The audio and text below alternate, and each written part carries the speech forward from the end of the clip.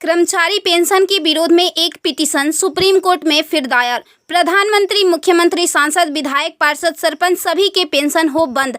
अब विधायकों, सांसदों की खैर नहीं। सुप्रीम कोर्ट में एक जनहित याचिका दायर हुई है। इसे आपके आकलन के लिए भेज रहे हैं। प्रिय सम्मानित भारत के नागरिकों, आपसे इस संदेश को सुनने का अनुरोध किया जाता है और अगर सहमत है तो कृपया अपने संपर्क के सभी लोगों को भेजें और बदले में उनमें से प्रत्येक को भी आगे भेजने के लिए कहें। 3 दिनों में पूरे भारत में यह संदेश होना चाहिए। भारत में हर नागरिक को आवाज़ उठानी चाहिए।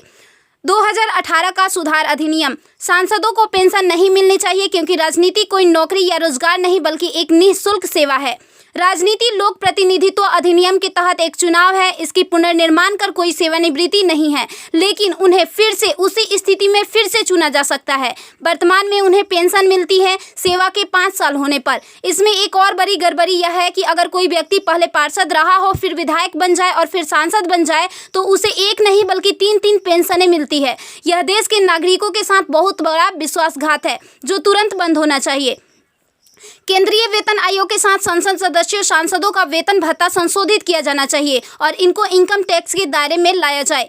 वर्तमान में वे स्वयं के लिए मतदान करके मनमाने ढंग से अपने वेतन व भत्ते बढ़ा देते हैं और फिर उस समय सभी दलों के सुर एक हो जाते हैं। इसके उल्टा जो व्यक्ति अपने जीवन काल में 30 या 40 वर्षों तक शासकीय सेवा कर सेवानिवृत्त होता है, उसकी पेंशन बंद कर दिया जाता है।